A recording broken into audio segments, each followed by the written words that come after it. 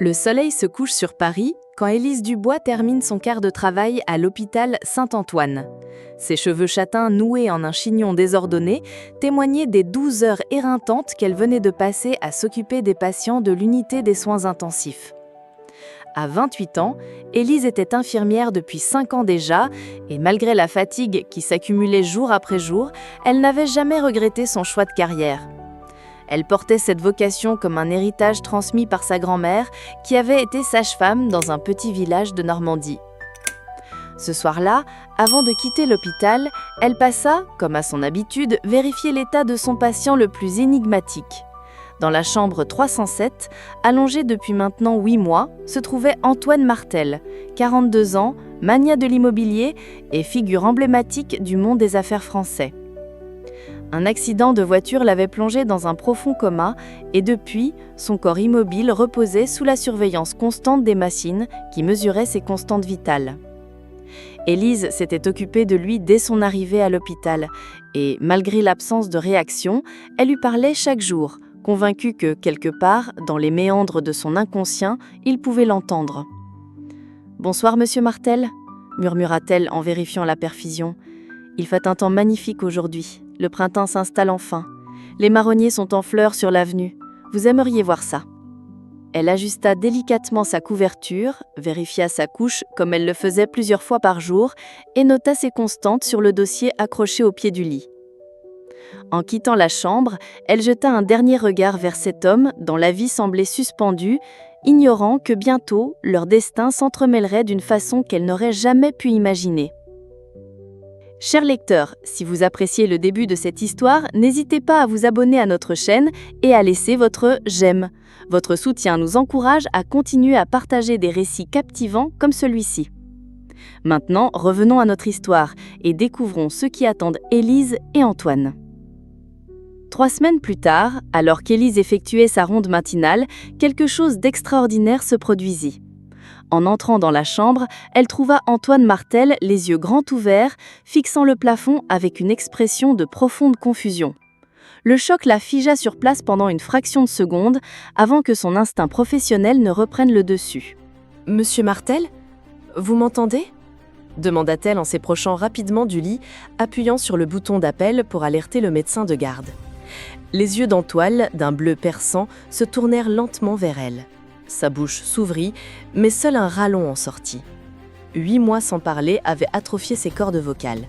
« Ne vous inquiétez pas, ne forcez pas. Le médecin arrive. Tout va bien, vous êtes à l'hôpital Saint-Antoine, expliqua-t-elle d'une voix douce mais ferme, tout en vérifiant ses constantes qui s'étaient accélérées. Le docteur Lemoine arriva en trombe et les heures suivantes furent un tourbillon d'examens neurologiques, de tests et d'évaluations. Contre toute attente, Antoine Martel semblait avoir conservé la plupart de ses facultés cognitives, bien que sa mémoire présentât des zones d'ombre concernant les semaines précédant son accident.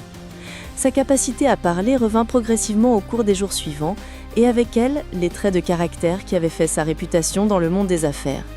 Détermination, acuité et une certaine impatience face aux contraintes.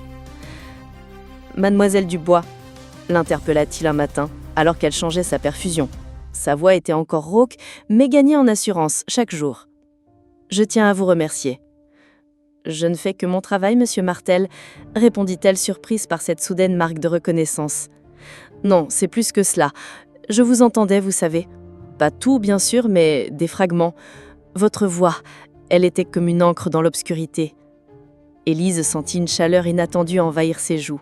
Elle avait toujours cru en l'importance de parler aux patients comme à eux, mais c'était la première fois qu'elle en avait la confirmation directe. « Vous me parliez de Paris, des saisons qui passaient, de votre chien, continua-t-il avec un léger sourire. Et vous preniez soin de moi, y compris dans les moments les plus humiliants. Il faisait référence aux soins d'hygiène, au changement de couche, à cette intimité forcée que la maladie impose. Élise maintenit son professionnalisme malgré l'embarras qu'elle ressentait. « C'est mon métier, monsieur Martel. Votre dignité a toujours été ma priorité. » « Et c'est précisément pour cela que je veux vous remercier, » insista-t-il. « Peu de gens m'ont traité avec autant d'humanité, même quand j'étais conscient. » Cette remarque, prononcée avec une sincérité désarmante, surprit Élise. L'homme d'affaires implacable, dont elle avait lu les exploits et controverses dans la presse économique, montra une vulnérabilité qu'elle n'aurait jamais soupçonnée. Ce fut le début d'une relation qui allait dépasser le cadre traditionnel soignant-patient. La rééducation d'Antoine Martel progressait à une vitesse remarquable. Sa fortune lui permettait de bénéficier des meilleurs spécialistes et sa détermination faisait le reste. Cependant, alors que son corps reprenait des forces, son esprit semblait traverser des tempêtes invisibles.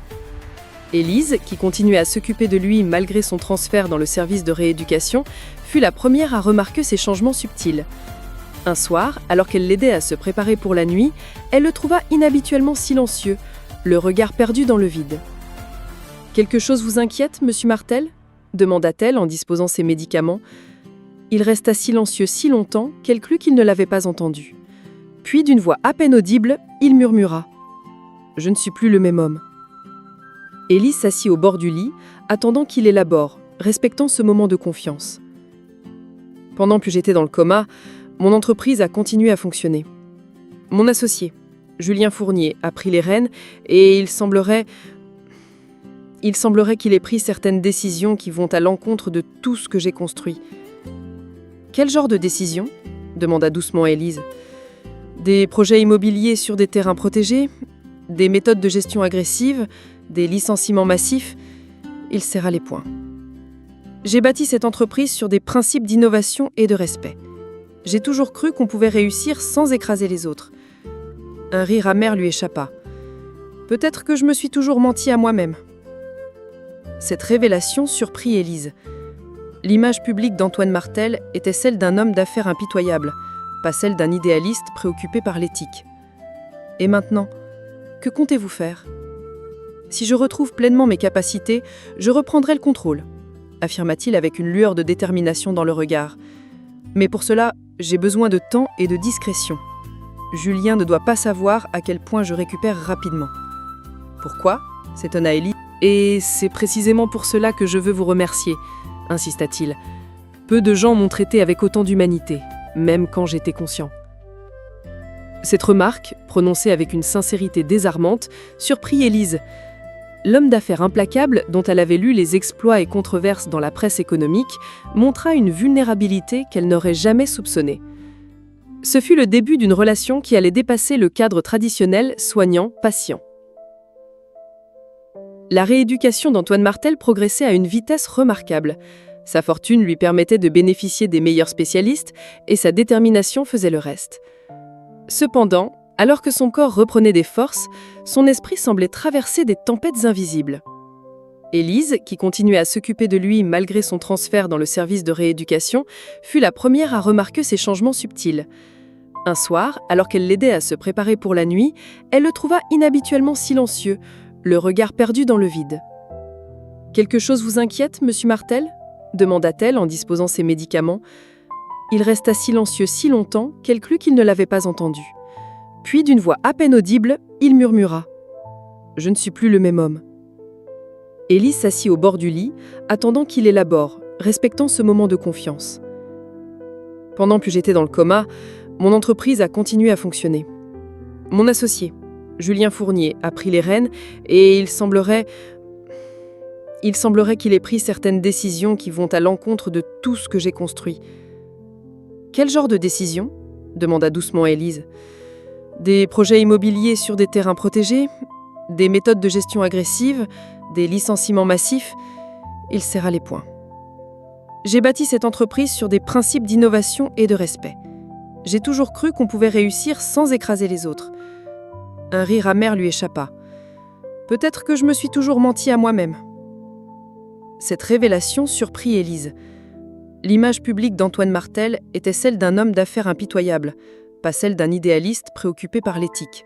« Et maintenant, que comptez-vous faire ? » « Si je retrouve pleinement mes capacités, je reprendrai le contrôle, » affirma-t-il avec une lueur de détermination dans le regard.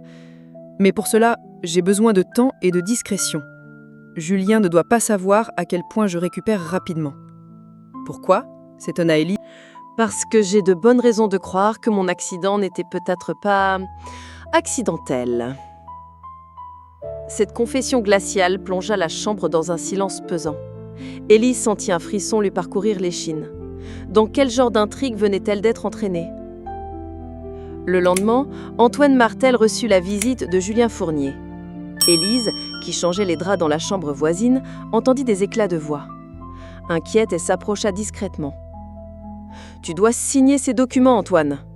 C'est pour ton bien, pour l'avenir de l'entreprise », insistait une voix autoritaire.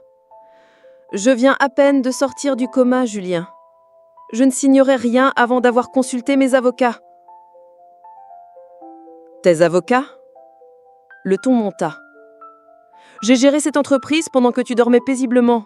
J'ai pris les risques, j'ai sauvé ce qui pouvait l'être. Et je t'en suis reconnaissant, oui. Mais ça ne change rien à ma décision. » Un silence tendu suivit. Puis, des pas furieux se dirigèrent vers la porte. Élise s'éloigna rapidement, feignant de s'occuper d'un chariot de médicaments.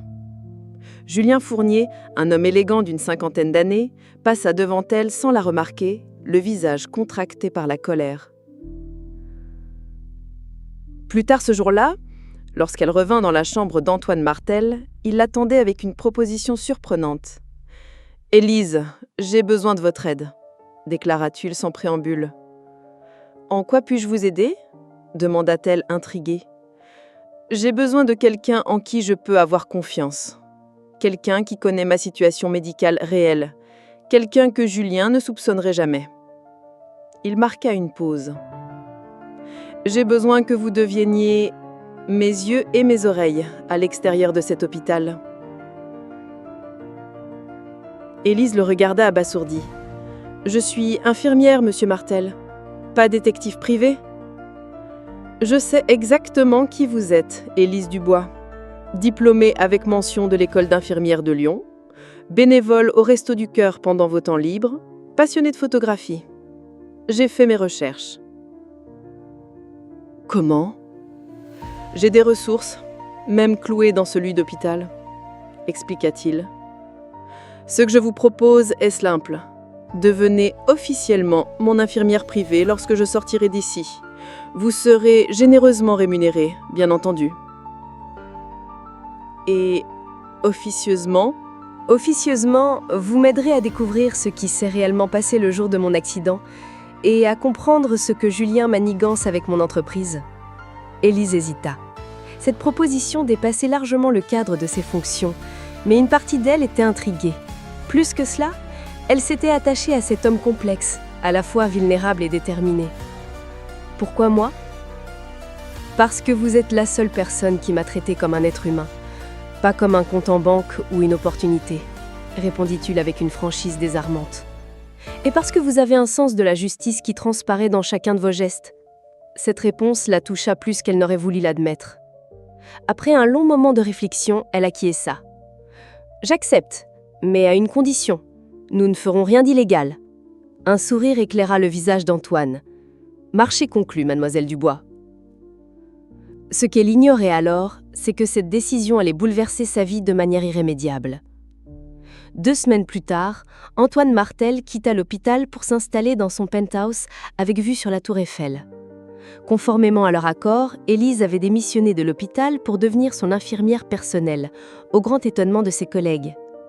La transition fut étrange pour elle, passant d'un service hospitalier animé à ce luxueux appartement où le silence n'était rompu que par le tic-tac discret d'une horloge ancienne.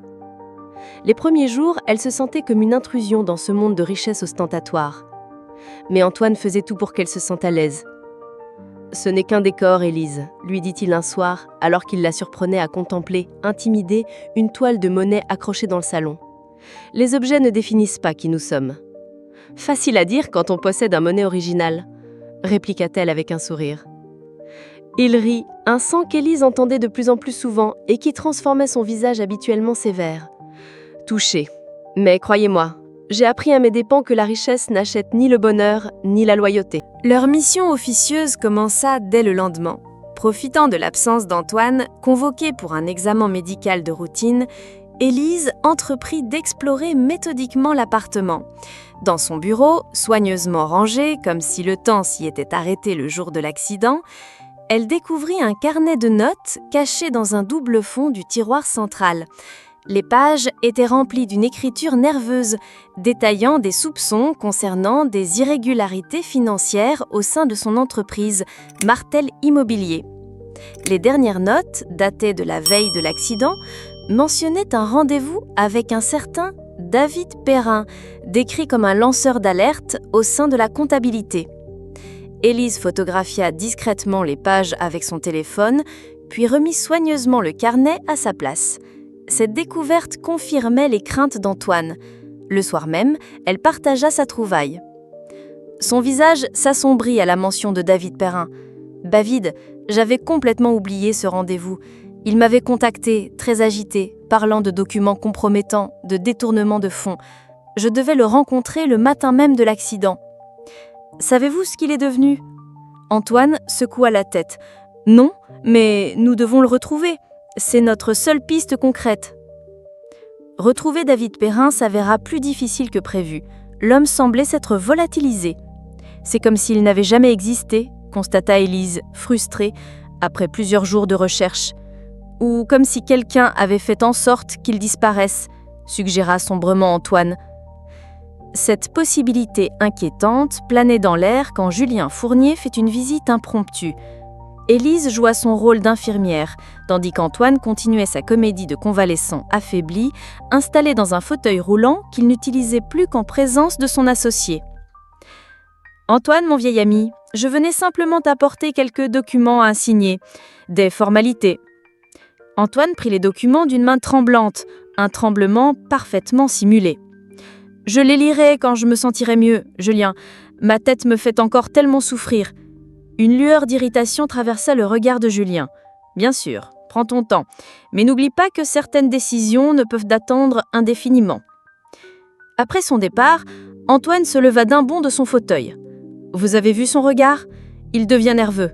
Ces simples formalités sont probablement des pièges juridiques pour me dépouiller de mon pouvoir. » À mesure que les jours passaient, le lien entre Élise et Antoine se renforçait. Ce qui avait commencé comme une relation professionnelle évolua vers une complicité née d'un secret partagé. Élise découvrait les multiples facettes de cet homme, sa rigueur intellectuelle, son humour inattendu et sa détermination à rectifier ses torts. De son côté, Antoine admirait sa compassion, son intelligence vive et cette intégrité qui semblait guider chacune de ses actions. La percée dans leur enquête vint d'une source inattendue. Chloé, une amie d'Élise qui travaillait comme assistante sociale, l'appela un matin. « Tu m'avais demandé si je connaissais un certain David Perrin. Son nom vient d'apparaître dans un dossier que je traite, une demande d'aide d'urgence pour sa femme et ses enfants. »« Sa femme ? Tu as son adresse ? Mieux que ça, j'ai un rendez-vous avec elle aujourd'hui. Elle s'appelle Claire Perrin. Apparemment, son mari a disparu il y a 8 mois. » 8 mois. Exactement au moment de l'accident d'Antoine. Avec l'accord d'Antoine, Élise accompagna Chloé à ce rendez-vous. Claire Perrin, une femme épuisée par des mois d'incertitude, raconta son histoire. David travaillait chez Martel Immobilier. 1 mois avant sa disparition, il a commencé à changer. Il était anxieux, il faisait des cauchemars. Il m'a dit qu'il avait découvert quelque chose de grave dans les comptes, des détournements de fonds. Il pensait qu'un certain Julien était derrière tout ça.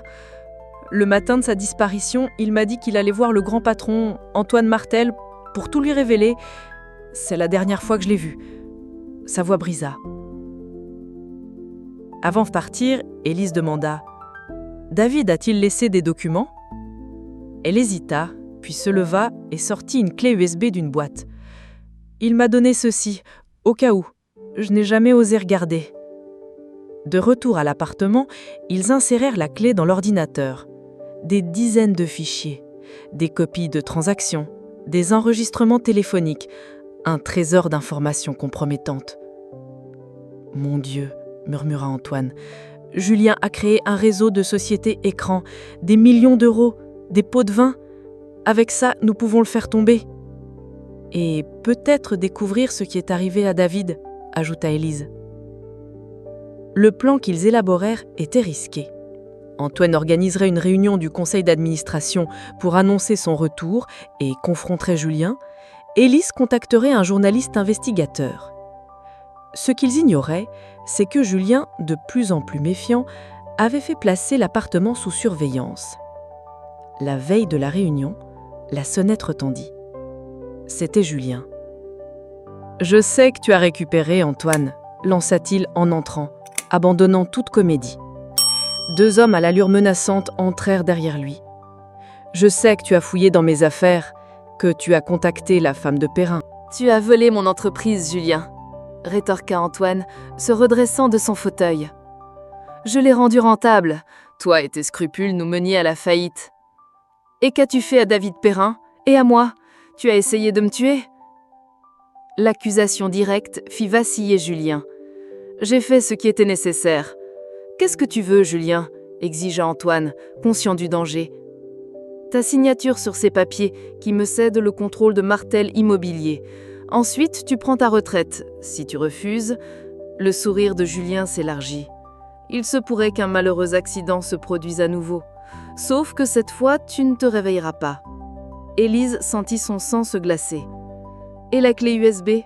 lança Antoine, celle que David Perrin a laissée derrière lui. La surprise sur le visage de Julien confirma qu'il ignorait son existence. « Celle qui contient toutes les preuves », continua Antoine en bluffant. « Celle qui est déjà entre les mains d'un journaliste et d'un procureur. »« Tu bluffes », affirma Julien, mais l'inquiétude dans sa voix le trahissait. Il fit un signe à ses hommes. « Fouillez l'appartement, trouvez cette clé. » Puis, il sortit un revolver. « Maintenant, nous allons attendre. Si mes hommes trouvent la clé, vous aurez menti et je n'aurai plus aucune raison de vous laisser en vie. » Élise jeta un regard paniqué à Antoine. La clé était cachée dans une boîte à bijoux dans sa chambre, facile à trouver. Leur bluff était sur le point d'être dévoilé. Soudain, un bruit sourd retentit à l'extérieur, suivi de voix autoritaires. « Police, ouvrez immédiatement !» Julien pâlit, décontenancé. La porte s'ouvrit à la volée et une équipe de police fit irruption. Les deux hommes de main furent maîtrisés.